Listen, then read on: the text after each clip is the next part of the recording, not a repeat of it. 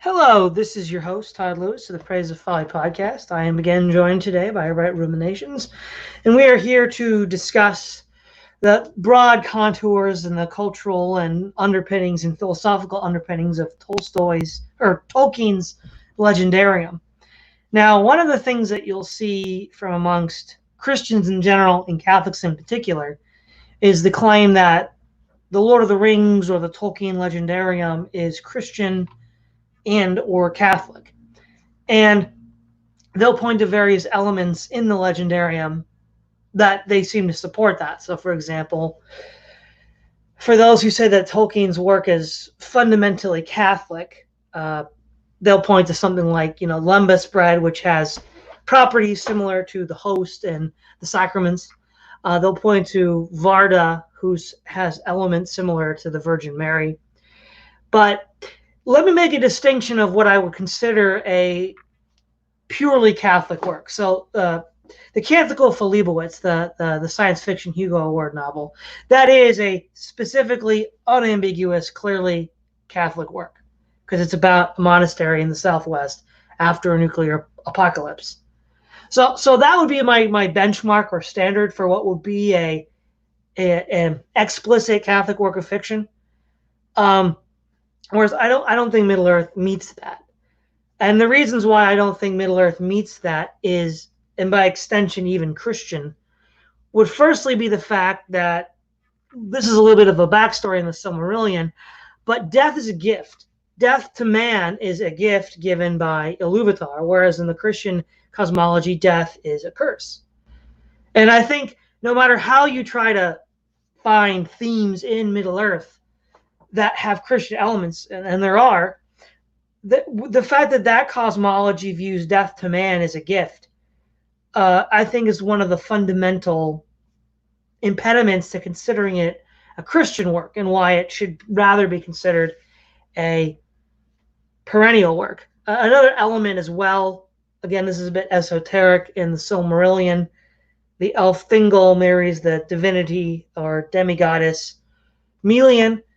And in the Bible and in the general Christian tradition, the mixing of divine beings with human beings, even if the discrepancies on how to interpret the Nephilim are interpreted as just the offspring of sinful men with godly women and vice versa, or the divine beings, of which Protestants, Catholics, and Orthodox all have schools that teach that, as well as the other. That's also frowned upon as just beyond the pale. Whereas a pagan concept of mixing with divine blood is considered part of your lineage, something you brag about, like a Hercules. He's got the divine blood in him through Zeus, and so I think these sort of fundamental philosophical components of Middle Earth sort of render it inadequate to be considered as a purely Christian or purely Catholic work. Now, Tolkien himself stated, and I quote, "The Lord of the Rings is a fundamentally religious and Catholic work, unconsciously so at first, but then consciously in the revision, the Letters of Tolkien 142. Now, that should be the end of it, but there was an interesting review of Middle Earth, of The Lord of the Rings, about 10 years ago on the Mises Institute by Jeff Riggenbach, and he asked, is Lord of the Rings a libertarian work? And he said that, Tolkien doesn't really mention libertarianism, doesn't really have any opinions on it. But he makes a distinction between setting out to make a kind of work and then actually following through with that kind of work. And he says that what Tolkien unconsciously wrote was, or at least implicitly wrote, was a libertarian work. And I think within limits, there's some justification for that mode of literary interpretation. And for lack of a better word, we'll call it the Riggenbach interpretive method. And I think if we use that, we can see that Middle Earth is a fundamentally perennial, less Christian and Catholic than some on the religious right or the Catholics would like to make. So that's sort of my opening conception here of Middle Earth. What are your thoughts, Right Ruminations? I think that this lends itself well to the discussion of what Tolkien thought the role of allegory should be in fiction. I think that when people hear that Tolkien didn't like Allegory, in particular with reference to C.S. Lewis's The Chronicles of Narnia, they take that in an overly literal way. And perhaps Tolkien even gave the impression that the real meaning of what he was saying was to be taken more literally than how it might recommend itself. What I would say is if you look at the themes in The Lord of the Rings that overlap with, say, the politics of his day, struggle against communism, struggle against national socialism, and so forth, clearly there is a kind of archetypal overlap.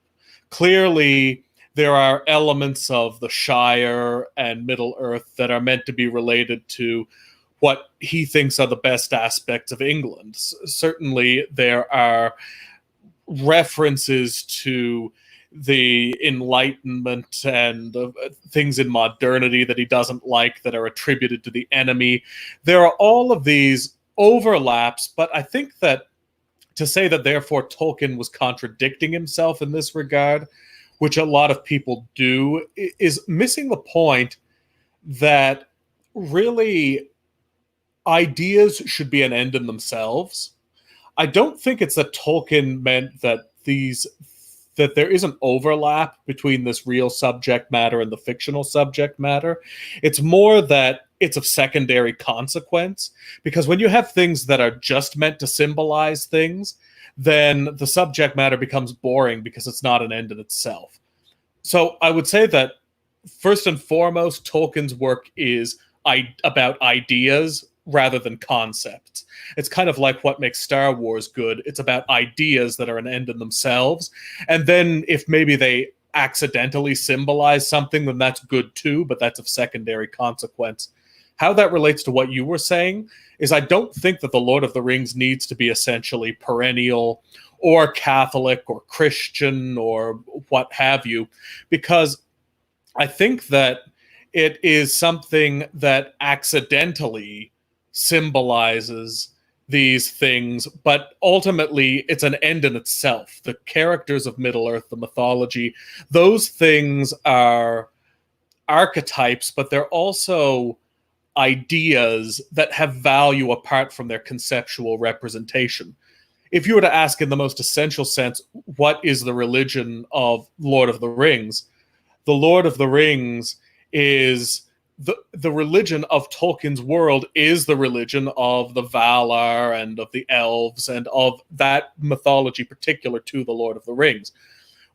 What I think Tolkien might agree to, if you put it to him this way, is that imagine the way the classics like the Odyssey and the Aeneid looked in the late Roman Empire.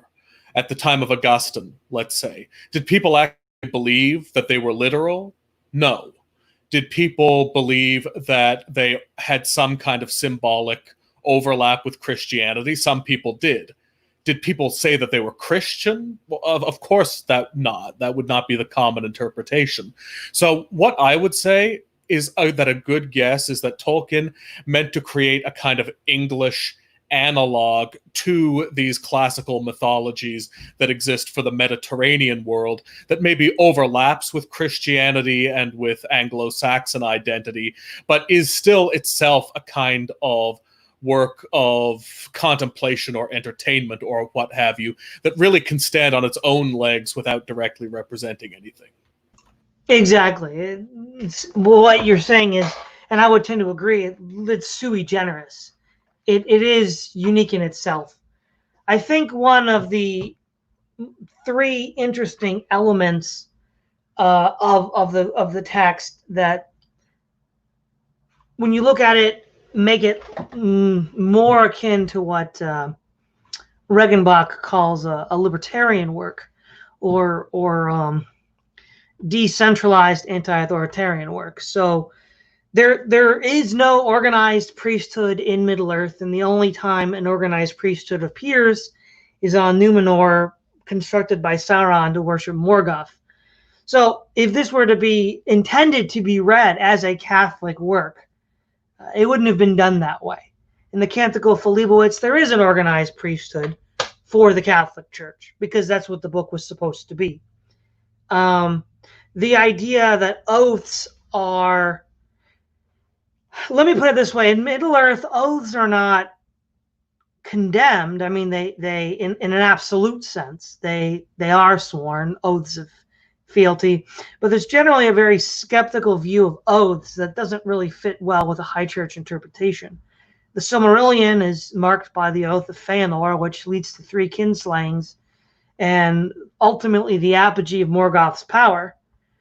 We read in the Fellowship of the Ring, where Elrond summons the Fellowship, he says, "You may tarry or come back or turn aside into other paths as chance allows. The further you go, the less easy it will be to withdraw. Yet no oath or bond is laid on you to go further than you will, for you do not yet know the strength of your hearts and cannot foresee what each may meet upon the road." Now, if we look at the high value placed on conscience or freedom of conscience, i.e., if we're gonna fight Sauron, we want to have people that want to actually be there, not people that are coerced. Given that the thematic setting aesthetically of Middle-earth is the Middle Ages, that doesn't seem to fit very well, because the whole point of the Middle Ages was to have oaths of fealty to lords and to the church. And so again, that's lends itself less to a uniquely Catholic reading and a more maybe libertarian or low church reading. And then also the view of power. Power is not the end in itself and shouldn't even be used even for good. It should be destroyed. And that does really sound radically libertarian and radically something you hear from the radical wing of the Reformation, not the Catholic Church, or even the magisterial Reformed churches like the Anglican Church and the Lutheran Church and so on and so forth. And so those elements, again, borrow, I think, more from a radical Reformation and a libertarian root than they happen to borrow from, say, magisterial Christian denominations in general. I wouldn't go so far as to say that they are more Reformation or even libertarian. I would say that Tolkien is in many ways a modern conservative as opposed to a historically conservative Catholic.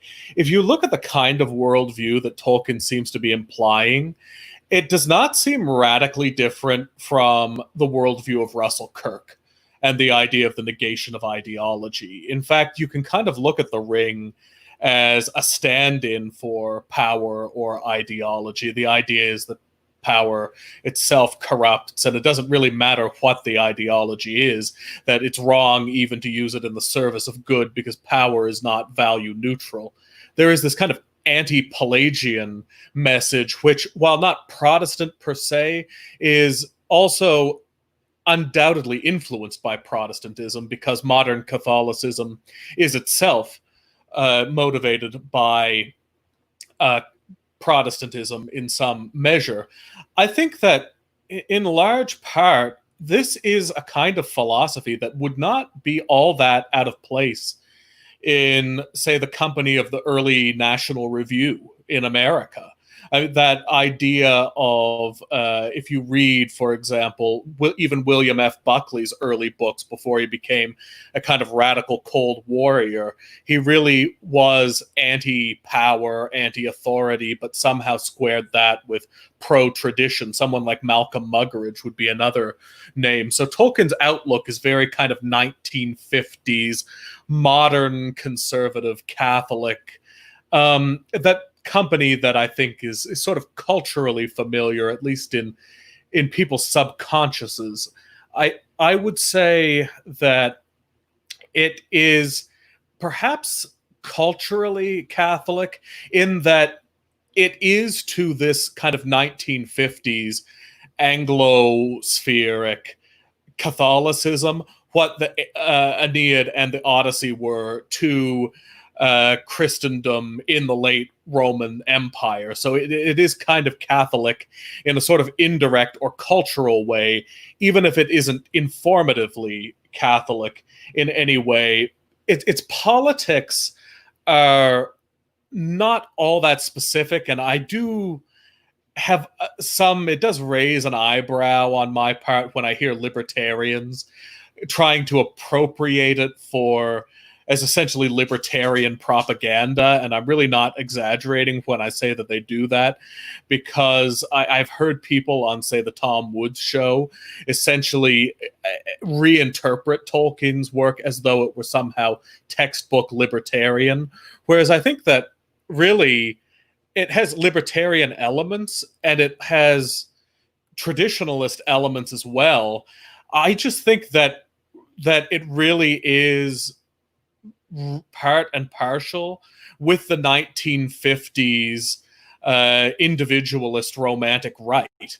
If you wonder sort of what do Frank Meyer and Russell Kirk, C.S. Lewis, this sort of 1950s gentlemanly conservative culture, some are libertarians, some are traditionalists, but it's all really within that fusionist epoch, because if you look at the men and the elves, well, they're more traditionalist. If you look at the hobbits, well, they're a little bit more libertarian, maybe even a little more American in terms of their politics, but it's not really explicit which one is good, which one is bad, which is better.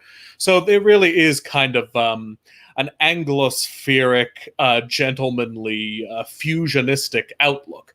That's not to say anything about whether that's a good outlook or a bad outlook, but I think there's serious overlap between the worldview that Tolkien presents and that one, which was always explicitly anti-ideological. Yes, I think one of the core elements of the work is its Englishness, that it is, by Tolkien's intent, to be the equivalent of something like the English equivalent of the classical legends of Homer and the Odyssey and the Iliad. And we see, for example, the Ents are supposed to be fixing what Shakespeare messed up in Macbeth, where the trees aren't actually moving. And the Witch King and Eowyn are meant to fix Macbeth, where their antagonist was not to be killed of a man born of a woman. And it turns out in Shakespeare, the trees were just men covered up in leaves, and the man born not of woman was born of a C-section. So Tolkien's like, no, that doesn't work. We got to do this right.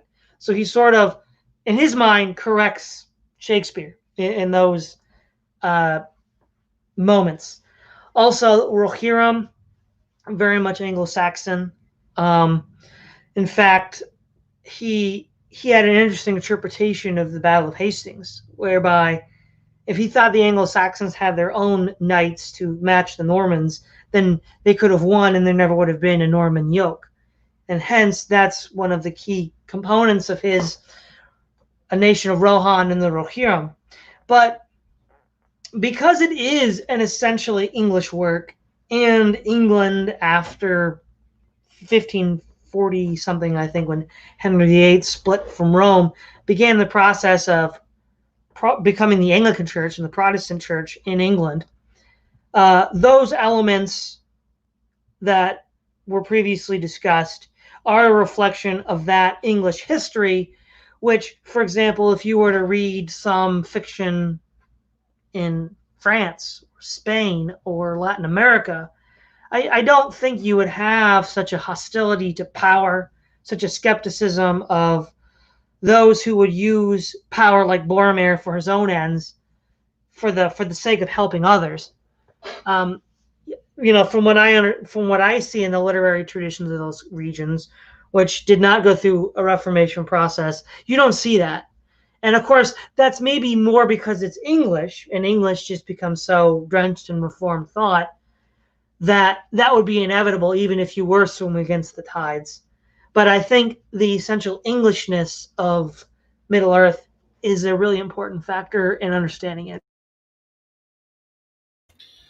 I would agree with that, and I definitely think that one can make the case that it is not this Protestant Reformation that lent individualism to England, but it might have been a predisposition to individualism among English people that then lent that individualism to Protestant Reformation in England. Not to say that the Reformation was in any way individualistic or libertarian by today's standards, obviously not. That would be an anachronistic way of looking at it, but I do think that there was a not only is there Protestantism, and not only is there this Germanic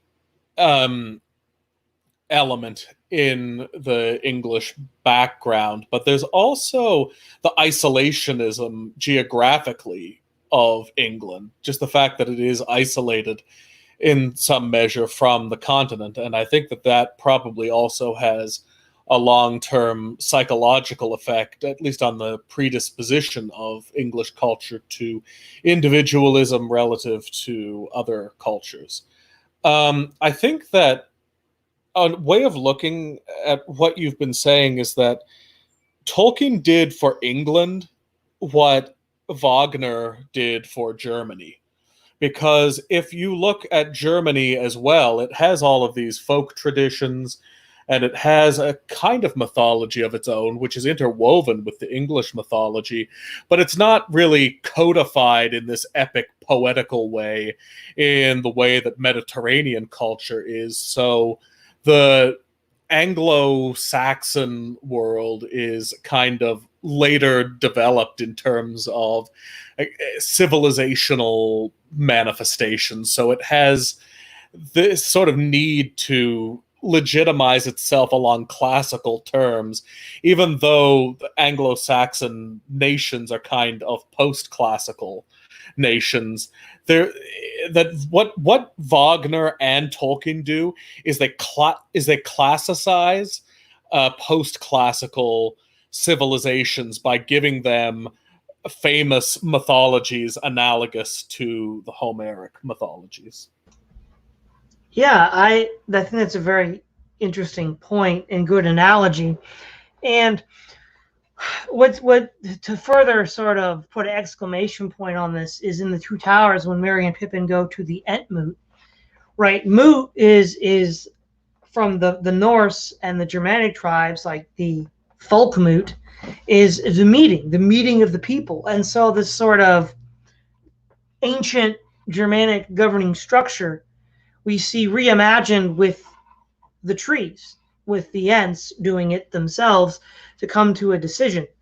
And I think also what's interesting too in what Tolkien considers English and what he does not consider English is important, because Tolkien, most people would say there's no more quintessentially English figure than King Arthur, but Tolkien says he does not think that Arthur is English. He says he seems to think that the English are those who were descendants of the Germanic peoples who settled in England in the 5th and 6th centuries, which is, I mean, technically that is true in the most narrow sense. But, you know, up through the Norman period and beyond, Arthur was sort of retroactively refitted into English culture. And in a sense, the sort of Celtic aspects were worked into the elves for their language and for their culture. So he didn't completely throw out, you know, these sort of Irish, Scottish, ancient Britain cultures in England itself. But for that reason, he thinks that the more Germanic elements are the properly true English, and was trying to write this in some sense not against Arthur, but to sort of be the English version of what he thought Arthur was more of a French thing.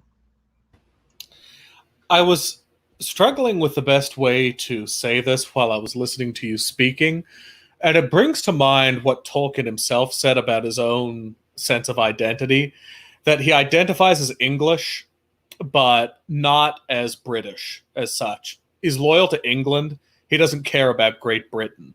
So I think that's a good way of looking at Arthur. Arthur is British. When I even think of Arthur as a character, that word just even aesthetically fits King Arthur and the Knights of the Round Table. They're British. There is an element of the Germanic influence, but there's also a continental Latin influence as well. It's residual from the earlier Roman conquest of that particular territory. And it is something that seems to be distinct from that which is English. If that which is English is a kind of racial, ethnic sensibility, then being British is as well. But being British is more in reference to things that will come after. So if King Arthur is a kind of almost progenitor of what we would think of as associated with being British today, like the modern British monarchy or the Battle of Hastings or of the any of the great landmark events, then you can kind of see Arthur as a sort of mythical progenitor of that. But it doesn't have the same tone as a sort of primeval outlook of England as a kind of quintessentially English ethnicity that is, in a sense, pre-British. So it's likely that his rejection of the Arthurian legends as being quintessentially English relates to that distinction he made regarding himself about being English more than being British. Yes. And what is also another important topic within the Legendarium, well, more specifically the Lord of the Rings, because you don't see a lot of this in the more earlier and the other supplementary work like the Silmarillion, though you do see it in the Hobbit as well, is this aversion to technology. So in the Hobbit, the goblins are referred to as designers of machines of torment and explosives. And then Saruman invents an explosive to blow up his way into Helm's Deep. And there's this sort of, alongside this criticism of technology, is a kind of criticism of mass society, or in his sense, conscription, and these mass armies. So like Lewis, he served in the First World War, and you see a lot of these, mass armies just set out to blow each other away in these bloodbaths. And so the orcs represent machines, and then they're somewhat mechanical, and they don't have a lot of independent action. But then they also represent a sort of aspect of modern man, who's this thing just to be hurled at the enemy in vast hordes and waves. And eventually enough of them will get through. That's sort of, it's the Homeric triumphing over the trenches. That's sort of how you can look, especially at the Lord of the Rings. Though in the Silmarillion, it takes a Deus Ex Machina to beat Morgoth. He does manage to beat all the free peoples down through unending hordes of orcs and dragons. So we do see that work for forces of evil in that period. But I think this broader anti-mass culture, anti-technology, and we see this sort of the opposite of that with the hobbits, right? The hobbits are very low tech. There's no mass culture. Most hobbits don't even know what goes on the other side of the hill. And that's, I think, also tying into his view of England, which I think might tie in with C.S. Lewis's idea of Little England, where Little England would be that part of England that's not Britain. Well, for Lewis, that probably would include Britain, because in that hideous strength, not Arthur, Merlin is resurrected to help fight the forces of evil. So maybe it's not the best analogy for Little Britain. But Tolkien's narrower conception of England would probably be a better fit for the idea of Little England. I once again have to relate this back to the politics that were going on in Tolkien's day. I think it's much more unlikely that that particular combination of views that you see implicit in Tolkien's worldview would really manifest today, or say 100 years before Tolkien, because on the one hand, it is traditionalist. It is appealing to this sense of continuity and of ancient customs and liturgical rituals and things of that nature. On the other hand, it also has this libertarian element of individualism. However, it also has this anti-technological bent. So it really does feel like the introduction to the conservative mind, where it really is this kind of anti-big business, anti-big government, anti-big labor, kind of just opposition to bigness in general, which might make you think that he's a Tory, but at the same time, the spirit is definitely not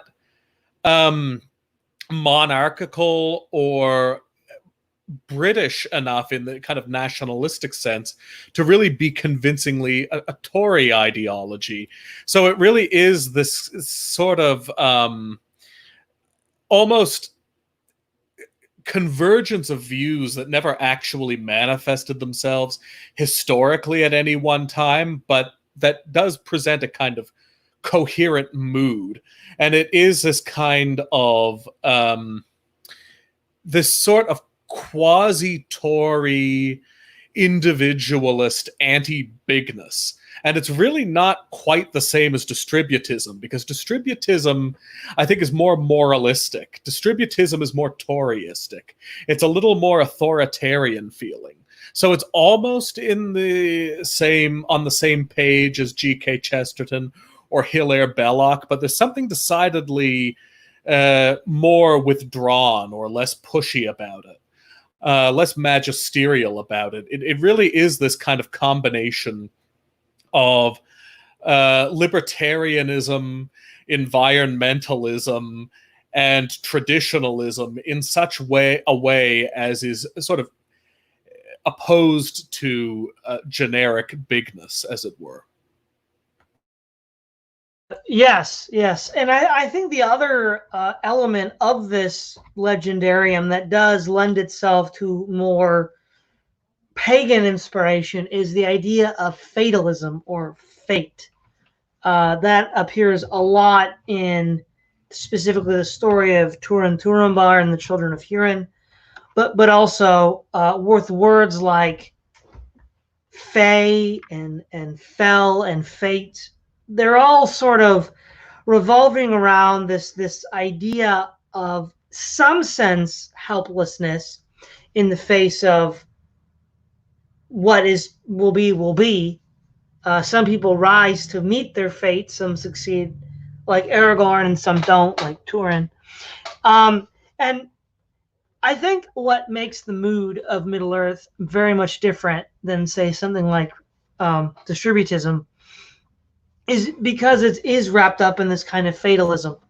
Because especially in the Lord of the Rings, there's this extreme wistfulness about it, where the elves who remember the elder days, or the Ents who remember the elder days, reflect back on what was lost and what they used to have. And some men, like, say, Aragorn, who's in the line of Numenor, because they are up on the lore, they also have that wistfulness, as do the dwarves. Gimli sings Durin's song in Moria. And I think it's a fundamentally non-triumphalist work, right? Distributism tends to be more triumphalistic. We're on the side of right. We're going to win. Lord of the Rings has more of a Warhammer 40K vibe, where, we might win, but a lot of us are going to die before that happens. And even if you have the eucatastrophe at the end with the ring, I think the sort of fate, hopelessness up to a limit, and the wistfulness about it puts it in a very much more Homeric category than anything else. I think that the obvious example of a predestinarian or a fatalistic aspect is the character of Gollum, who in The Lord of the Rings is spoken of by Gandalf as a character who it's better that Bilbo did not kill him, even though he had the opportunity to kill him, because he sees him as having some bigger part to play. And then, of course, at the end, Gollum is the one who ends up ensuring that the ring is destroyed, even though that was not his intention. And so there is this sort of predestinarian outlook with respect to that character. Also, how the ring ended up in Bilbo's hands in the first place, or how it ended up in Frodo's hands, that you find Gandalf is kind of, every now and then, becomes a sort of a voice of a predestinarian outlook. With respect to the comparison with distributism, I think we can link that comparison together with what I just said about the predestinarian outlook. I don't think Tolkien likes didactic, clearly articulated messages, in that I think that, for better or for worse, he likes the elegance of emotion, unarticulated, unspoken in a sense.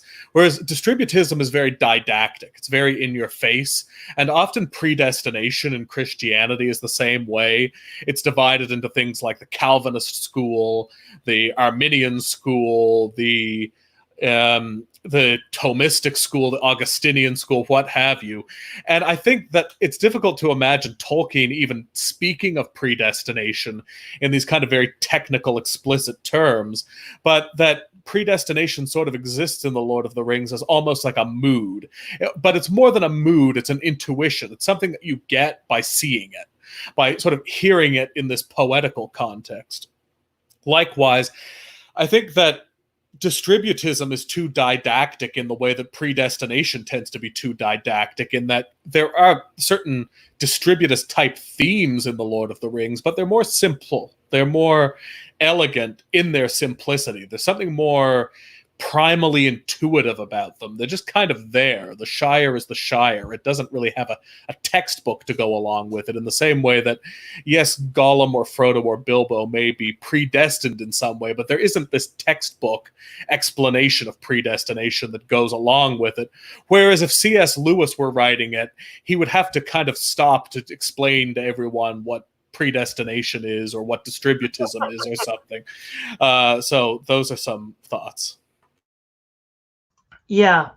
Now, one thing as well is that Tolkien maps, however roughly and crudely, certain modern or classic European and Easterner races onto his people. So, for example, he in one letter refers to Minas Tirith as the Byzantine city, which sort of attaches it to the Eastern Roman Empire. The dwarves, he explicitly writes in another letter, are essentially Jews. The hobbits are sort of like an idealized England. The elves are maybe more Celtic, or even like ancient Europe, almost Basque maybe in their ancientness, but they're still European. And then Rohan is, of course, Anglo-Saxon. And what I find interesting is when he deals with, in the Lord of the Rings, the men of the East is essentially a desert. Almost nothing grows there, even outside of Sauron's kingdom. And I just find it somewhat odd that Tolkien would want to go this far to make these associations between peoples in his fiction and people in real life. He even wrote in one place that the orcs physically look kind of like East Asians, like Mongols, he wrote. And yet, despite the fact that so much of the evil realm is desert and steppe, there are no nomads. There are no evil, horsemen like the devil's horsemen, like the Mongols. And in the elder days, when Morgoth was coming from the north, if you think of bad guys or boogeymen from the north, you tend to think of the Vikings.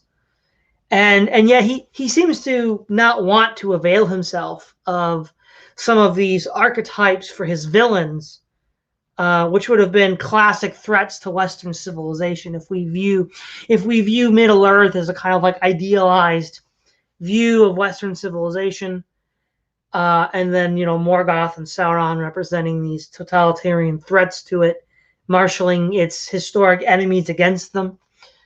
I think that it is interesting. Now, I think there's certain aesthetic reasons that can be demonstrated. I mean, obviously, if Rohan were to go up against not Mongols, they probably wouldn't have ended up too well for them and wouldn't have been much of a fun read. So there are some aesthetic considerations. But I do think it interesting that he goes as far as he does, but no further.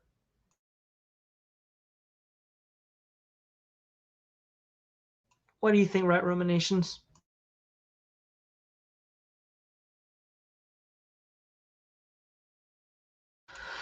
Well, it looks like we lost Right Ruminations. Hopefully he'll come back. That's kind of the running joke, it seems now. But some of the other elements too, where if you look at the southern regions of Khand and Harad, they do have jungles and elephants and other things like that. The Haradrim do ride horses, but they're lancers, not archers. And so to some extent, he does do that. The Haradrim, or the Easterlings rather, in some earlier accounts rode chariots, but later on they're infantry, which is also odd because from the geography of the West, its historic enemies were not really well trained in infantry. The Western powers had the advantage in foot. It was the Eastern powers that had the advantage in horse, whereas it seems to be somewhat reversed, where Rohan is the premier horse faction. Yeah, so Right Ruminations, just to pick up where we left off, it's interesting that Tolkien makes these ethnic and racial associations, but only goes so far, no further. Yeah, I was listening to what you were saying, and some thoughts came to mind. One is a kind of trivial thought, but I think interesting enough, that I really wish that Tolkien had fleshed out more of those cultures that are beyond the boundaries of the maps that he drew, because he describes them just enough to make them interesting, the men of the South, and then there's this whole chunk of the east of Middle-earth, which I guess is a part of Middle-earth that also would be interesting to see. Certain other areas, like there is that sea in Mordor that isn't really described, the Sea of Nirn, I think it's called. And I don't think we have a map of Valinor either. So there was always, because he was such a good creator of maps, and he has one of the place that was Middle-earth before it went onto the sea in the Silmarillion. That's name is escaping me. Beleriand, I think it is. Beleriand, that's close, yes. Right. And what those cultures do intrigue me, but what I would say about his use of these cultures and how they are emblematic of those actual ethnicities, but in a way not really, and it's kind of inconsistent, reminds me once again of George Lucas, because both George Lucas and J.R.R. Tolkien have this kind of confidence in their writing that makes you just think, well, of course, even though other authors are not convincing in the same way. So there is almost this kind of naive confidence that is just almost willing to do as it pleases, and for some reason it works. An example I would give is, first of all, just ethnically, you have the men of the South who are marching into Mordor, just as Sam and Frodo are about to try to get through the gate, though eventually they turn back. And in that scene, it's described that these men of the South, that they have apes in the South, that there is this kind of picturesque culture there, and they have elephants, and they have this, and you just know that it's just different enough from this kind of North African culture to be interesting, that it's not quite the same. And it's almost excusable that Tolkien doesn't say, then take Viking culture and expand more on that, because he has this ability to have something be one thing and then it's another. Like, if you take the Jedi Knights in Star Wars, it's sort of confusing. Are they emblematic of Arthurian knights? Well, on a certain level, that's sort of the idea that Lucas seemed to be going for, but on the other hand, they're so different. And I really do think that there is this almost kind of beautiful naivete about both of these artists, in that there is this kind of confidence that they have in the obvious that makes it seem not obvious. And an example I would use is that, take the name Grima Wormtongue. So this is supposed to be an underhand servant of the king who's subverting everyone. And for some reason, Tolkien just has the confidence to name him something as goofy and cliched sounding as Wormtongue. This reminds me a lot of a name like General Grievous. It kind of makes you wonder, what were they thinking? But for some reason, they have this sort of childlike confidence that they are so confident that that's a good decision that it makes you confident in it.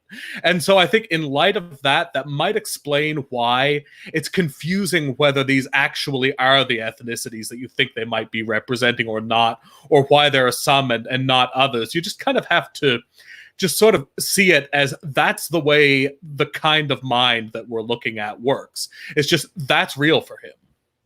Yeah, this is actually one of the problems Tolkien had, is he enjoyed writing so much. He never really, the more he wrote, the more he wanted to write. So instead of getting closer to ending, it got bigger and bigger until he realized at a certain point in his life he could never actually finish it. And in fact, as he continued to write more, he'd have to change things that he wrote before because they didn't match up with what he was writing at the moment. And, he reflected on other things and said, no, this isn't canonical, this is. And I think the perfect example of the question and the concern you just brought up of these unexplored lands is the two blue wizards. They're only mentioned enigmatically in the Two Towers when Saruman says to Gandalf, will you have the 5 wizard staves? Well, we know 3 of them, Radagast, Gandalf, and Saruman. Who are the other 2? Well, we know in other works from Christopher Tolkien that they're the 2 blue wizards, Alatar and Palando. And Tolkien initially claimed that they had failed, like Saruman, in their efforts to stop Sauron. But he later retracts that, and he writes, and this is from the Peoples of Middle-earth, their task was to circumvent Sauron, to bring help to the few tribes of men that had rebelled from more Melkor worship, to stir up rebellion, and after this first fall, to search out of his hiding, in which they failed, and to cause, among the Dark East, disarray. They must have had a very great influence in the history of the Second and Third Age in the weakening and dismaying of the forces of the East, who both in the Second and Third Age would have otherwise outnumbered the West. Now, that is just so awesome. We know, that if all the evil men had been in complete unity with Sauron, they would have just been more of them than even the orcs. And they would have overrun the free peoples. And that didn't happen because apparently they were like, these undercover agents stirring up rebellion against Mordor. And wow, what kind of stories could you tell with that, right? Right, Ruminations? Well, in a sense, I'm grateful for it because it does, as you imply, it lends it this sense of mystery, because when you think of the 2 blue wizards, even the name, there's something very picturesque about it that lends itself to a certain perception of mystery. Like, if you think you have Gandalf gray, you have Saruman white, you have Radagast brown, and then you have these 2 blue wizards, there's something very either oceanic or frosty about that. Like, there's something very wizard-like about that. Like, it has immediately it recommends a persona. And I think that maybe some of that mystery would have gone away if he had actually gone too deeply into describing them. Likewise, with these men of the South, you're picturing this kind of a very voluptuary, sort of dense society that's kind of loosely based on North Africa, that has all of this very dense foliage and various exhibitions of golden jewelry and this kind of thing. And there's this whole world behind those men who are marching to Sauron's gate. Yet if he showed it too much, it might have actually ended up ruining that sense of wonder about what it was, because it's always nice to have something that isn't shown. But interestingly enough, I think there was a video game that I guess on some level must have been approved by the Tolkien estate, where they did show that Sea of Nirn in Mordor. They were allowed to kind of make a sequel based on that in this game. And I've never played it, but I had read about it, and actually it was a decent take that they had on it, where they said that part of Mordor is actually not ashen.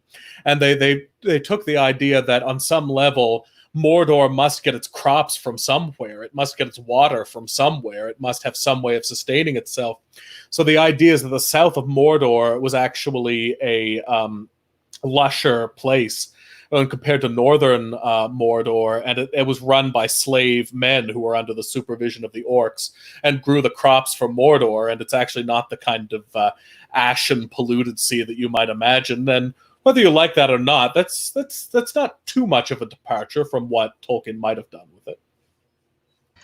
Well, exactly. And if, according to Tolkien, the hordes of the East outnumbered the men of the West, they must have had food from somewhere. Obviously, desert and ash won't feed armies. So I think that's important too. Yes, that's all I had to say about that element of the unexplored lands. I'm thinking we've sort of covered most of what I had intended to cover, and we're nearing the end of the hour. Is there anything you'd like to leave us for final thoughts? I would just take the opportunity to say something I've said before, that ideational works are more appealing than conceptual works. And the reason that the Tolkien Legendarium stands as something apart from any direct allegory is precisely the thing that makes it good. The fact that there can be this debate over whether it's Christian or perennial or pagan or what have you is related to the thing that makes it good, namely that these are things that are to be taken unto themselves, as you said before, sui generis, and that since they don't really rest on the need to symbolize something in the real world, they sort of justify their own existence. And I think that's one of the things that's made recent fiction so poor recently. If you think of all of the woke culture in modern films, if you think of even conservative or right-wing messages like in The Joker, I mean, what's missing from this? Why does it all seem so bleak, whether it's right, left, or whatever? It's because it's all symbolic, and none of it is meant to be taken literally or ideationally. And I think that one of the reasons that both Star Wars and Tolkien are so appealing is because they're fiction that's based on ideas, not fiction that's based on symbols or concepts. And that makes it so that you seem to be looking at something that is able to justify its own existence without leaning on reality and symbology as a crutch. So with that in mind, I think that is precisely what makes good fiction compared to much of what is coming out today. Yeah, I think that's a good place to end. Thanks again, Right Ruminations. This is Todd Lewis of the Prayers of Folly podcast, signing off.